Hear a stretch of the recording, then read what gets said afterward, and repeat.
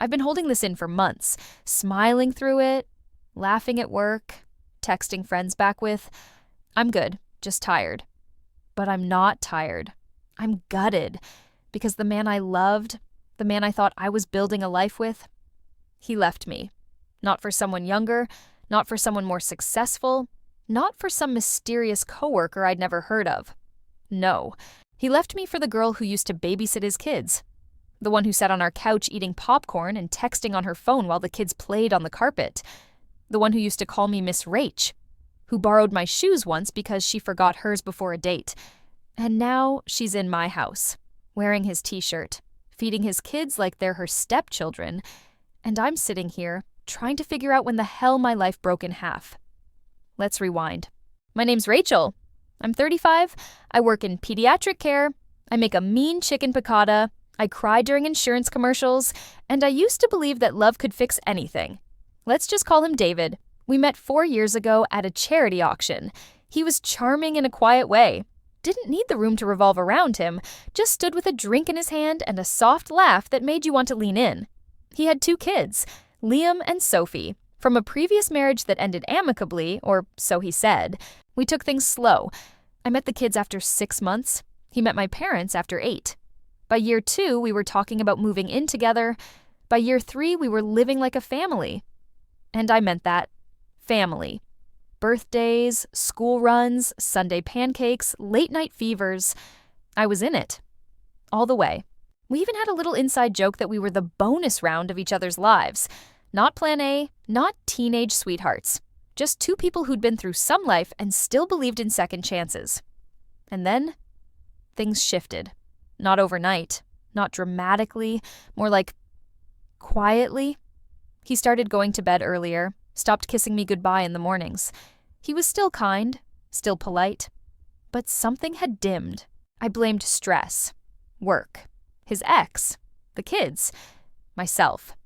Then one night, I was scrolling on my phone, lying alone in the bed we used to share, and a photo popped up. It was someone's Instagram story, nothing dramatic, just a backyard barbecue, plastic cups, burgers on the grill, some country song playing in the background. But then I saw it. Them, David, and the girl who used to babysit the kids. Let's call her Mia. He was behind her, arms wrapped around her waist, his chin resting on her shoulder. She was smiling like someone who won. And his kids? They were right there, smiling too. Like this was normal. Like this had always been the plan. And I just sat there, staring. Because in that moment, everything made sense. The distance, the silence, the way he stopped saying, "I love you," without needing to be prompted. He didn't fall out of love. He handed it to someone else. And now I'm left wondering, was I ever really part of the story? Or was I just the chapter before the one he actually wanted? Before you roll your eyes, before you start thinking, come on, how could she not know? Let me stop you right there, because I was there before her. Long before. When he was still going through court dates and visitation schedules, when the custody agreement was just a draft in some lawyer's inbox, when he barely had furniture in his new apartment and ate canned soup 3 nights a week. I was there when his kids cried because they didn't understand why Daddy wasn't living at home anymore. I helped paint Liam's room blue because he said it would make it feel more like his space. I braided Sophie's hair before picture day when his ex was too busy to show up. I was there. And the girl he left me for? Let's call her Mia, like I said. She was a teenager back then. She babysat for us when we had date nights, when we were trying to reconnect, trying to find our rhythm again after the chaos of merging 2 lives. I remember the first night we hired her. She came over in leggings and a hoodie, nervous but sweet. I walked her through the bedtime routine, showed her where the snacks were, made sure she had our numbers saved. She smiled, nodded, called me Miss Rach, said she wanted to be a teacher someday. That was 3 years ago. Back when David, yeah, let's still call him that, used to look at me like I was his safe place. He used to come up behind me while I was folding laundry, wrap his arms around me and say, "I don't know what I'd do without you." He cried to me after mediation sessions. He told me I made him believe in love again. We weren't perfect, but we were trying. That mattered. So no, I didn't see her as a threat. She was just a sweet girl trying to earn some cash before college. She wasn't in our story. She was background noise, a side character. I didn't notice the way he started complimenting her more, how he said things like, "Mia's really mature for her age," or "She's so good with the kids." Because why would I? We trusted her. She helped us.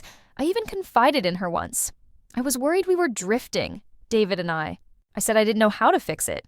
She told me, "You're amazing, Miss Rach. He's lucky to have you."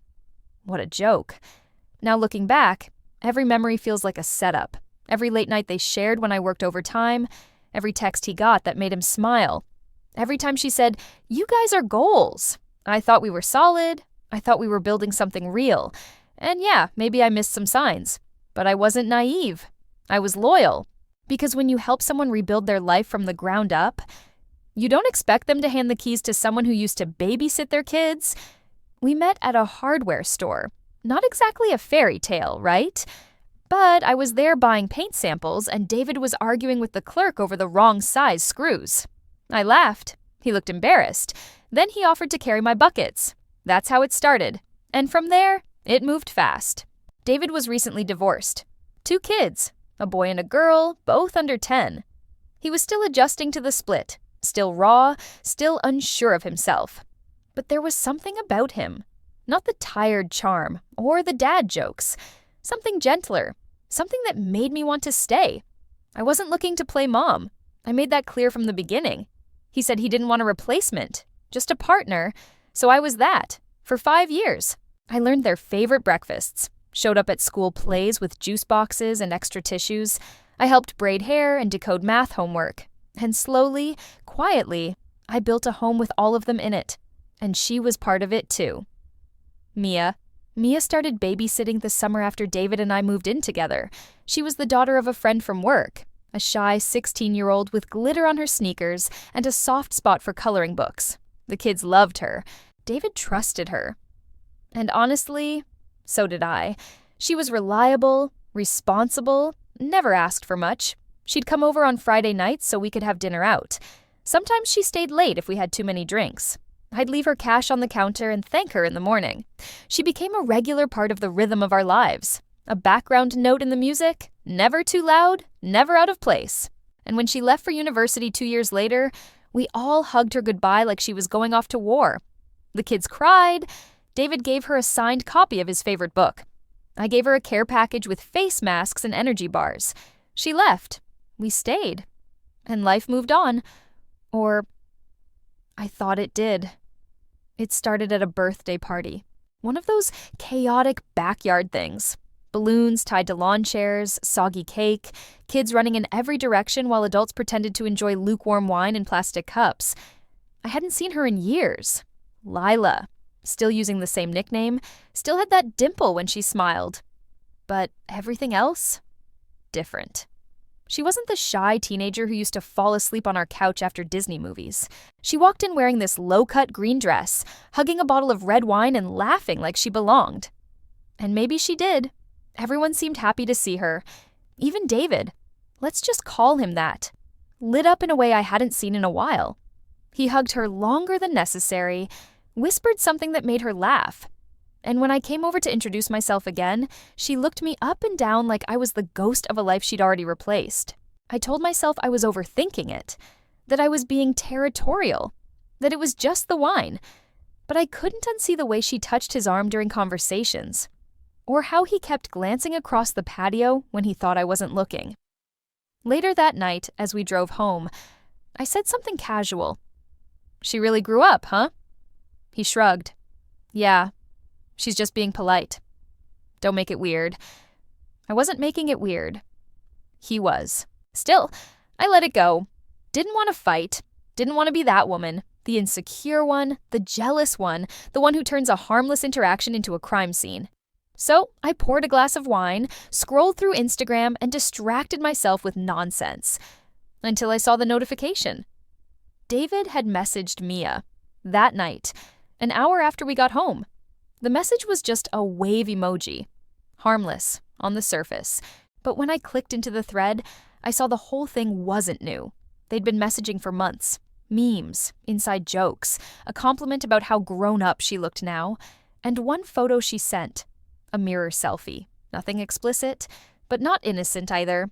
He never mentioned it, never brought it up, and I never thought to check. Why would I? She was the babysitter. She was safe.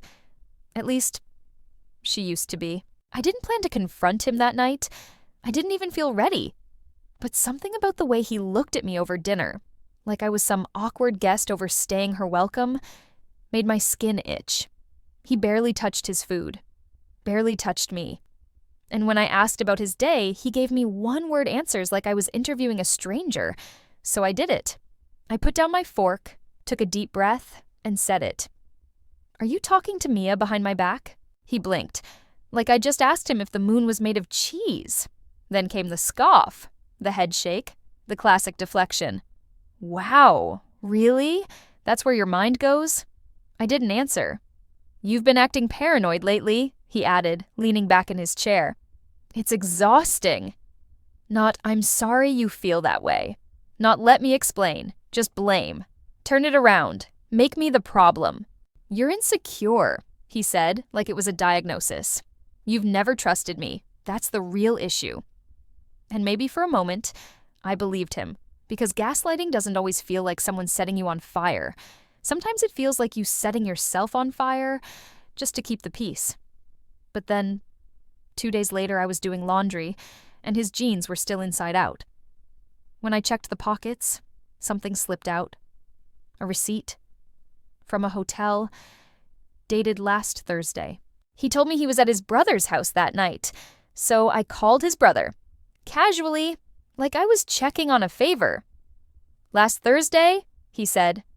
"Nah, I didn't see him." "Why?"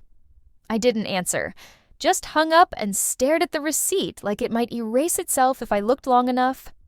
That night, I waited. I didn't scream, didn't throw the receipt in his face. I wanted him to lie. I needed him to.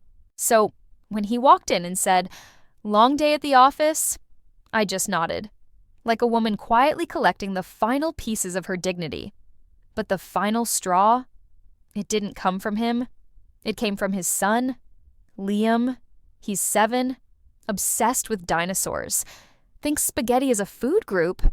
He was eating breakfast, rambling about school when he said it. "Mia makes better pancakes than you." I froze. "What?" "She slept over last week. Dad let us have pancakes for dinner." My mouth went dry.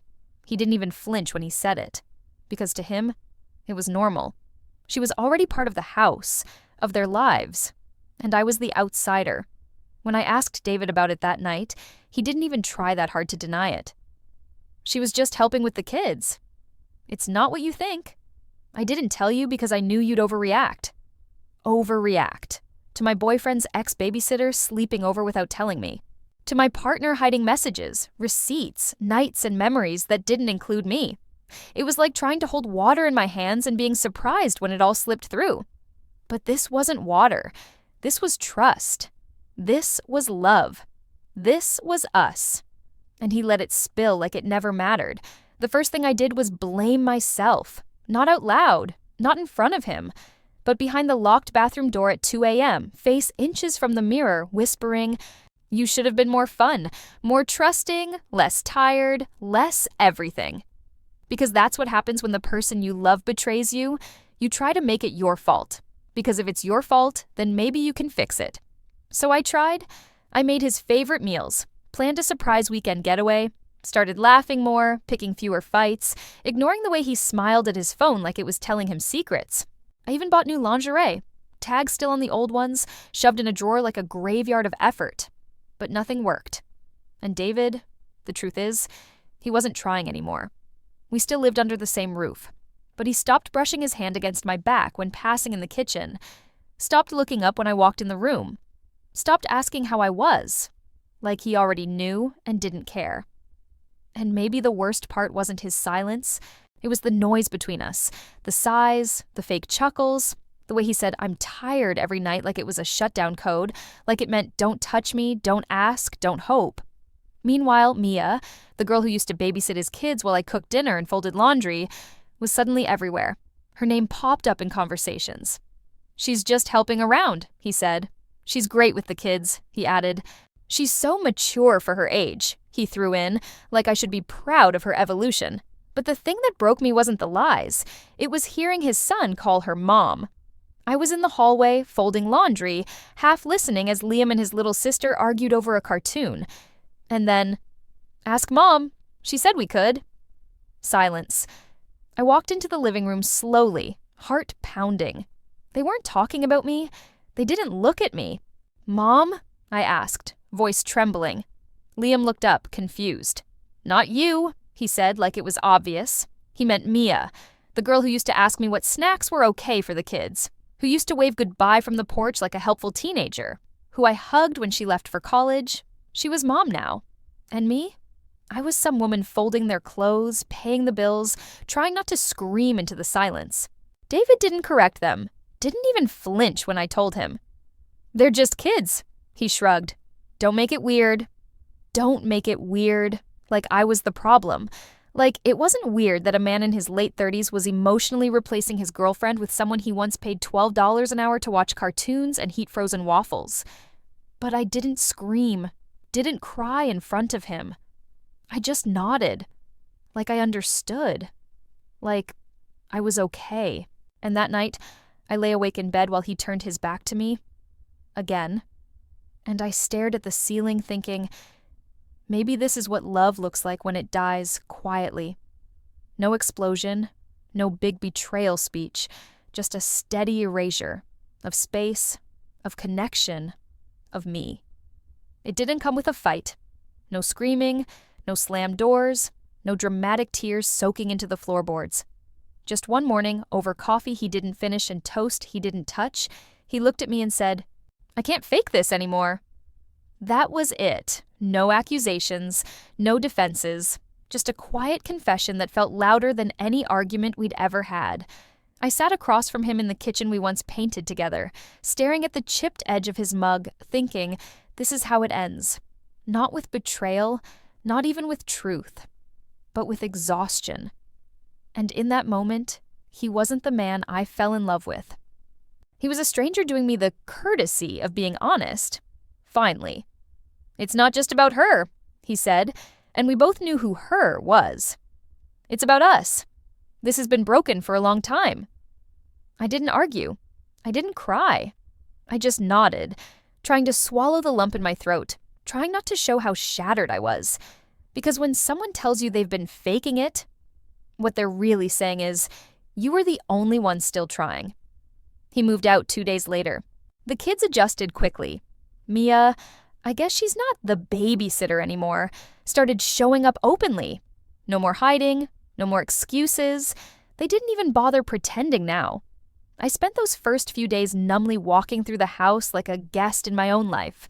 The framed photos, the scented candles, the shared Spotify playlists, all of it felt like a set for a show that had already been canceled. Until one night, I decided to clear out the old junk drawer in the kitchen. We all have one. Rubber bands, loose keys, batteries that may or may not work, and tucked in the back, folded between expired coupons and an old dog vaccination card, was a letter. It wasn't sealed, wasn't hidden particularly well, but it wasn't for me. I knew that the moment I read the first line. I don't know how to say this to you in person without it sounding crazy, but I think about you all the time. My blood ran cold. I sat down right there on the tile floor and read it in full. It was dated nearly 4 months before he left, and it was addressed, well, sort of, to her. Mia. The letter was messy, rambling, romantic in that clumsy gut spill kind of way. He talked about how she gets him in a way I don't, how he feels alive again just talking to her, how, if this is wrong, then why does it feel like breathing? The last paragraph destroyed me. I don't think I can keep living a double life. I need to be honest soon. She doesn't deserve to be in the dark. She being me. He wrote that while we were still sleeping in the same bed, while I was still making dinner and planning family holidays and believing we were just in a rough patch. I had no idea I was already living in the after. He'd already chosen her. He just hadn't told me yet. And I kept wondering, what if I hadn't found it? Would I still be blaming myself? Still folding his shirts and wondering why he didn't kiss me goodnight? That letter was a mercy, a cruel, undeniable mercy. It proved I wasn't paranoid, I wasn't cold, I wasn't too emotional or not enough. I was just lied to. He didn't fall out of love. He fell into someone else and left me holding the pieces, wondering what I did wrong. And now, every time I walk past that junk drawer, I don't think of keys or batteries or coupons. I think of that letter and how the truth was in this house the whole time. I just hadn't read it yet. You know what no one tells you? Betrayal doesn't always feel like a gunshot. Sometimes it's a whisper, a quiet shift, a shrug, a night where he says he's tired and rolls over, and you don't realize it's the beginning of the end. It's not always fireworks and screaming. Sometimes it's silence. And that's what broke me the most. Not the lies, not even the letter, but the fact that I kept showing up with open hands, and he was already holding someone else behind his back. I used to think that if something fell apart, I'd see it coming, that I'd know, that I'd feel the crash before the wreckage. But the truth? Trust doesn't always shatter. Sometimes it erodes, slowly, quietly, so silently that by the time you realize it's gone, there's nothing left to save. I loved him, not blindly, not foolishly, but fully. I stood by him when he had nothing, when his divorce had gutted him and his kids were angry and confused. I helped rebuild his home, his confidence, his peace. I earned the trust of children who didn't owe me anything. I was there. And when Mia, the babysitter, came back around, I didn't flinch, because I trusted him. That's what makes betrayal cut so deep. Not just that they did it, but that you didn't see it coming, because you had no reason to. I don't want pity. I'm not telling you this to get sorry comments or people validating my pain. I'm telling you this because someone out there is ignoring their gut, just like I did. You're seeing red flags and painting them white. You're excusing the distance, rationalizing the shift, saying, he's just tired, it's a rough season, we'll be okay. But what if he's already gone? What if you're in the relationship alone? That's what I had to face. I spent so long blaming myself, asking, what could I have done differently? Was I too much? Not enough.